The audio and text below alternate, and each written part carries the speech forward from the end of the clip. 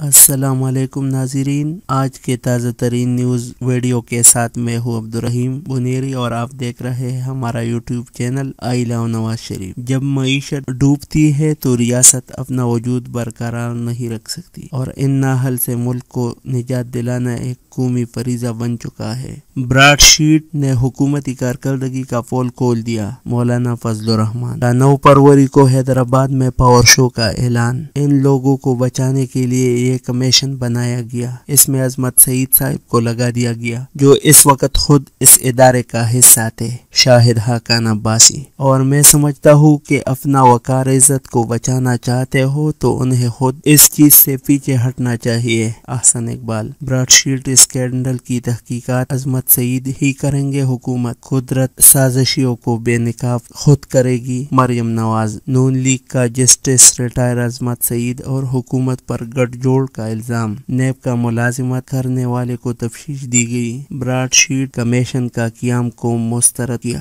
1 مین commission میں کرائے کے ترجمانوں کو بھی شامل کر لیں، مریم اورنگزیب۔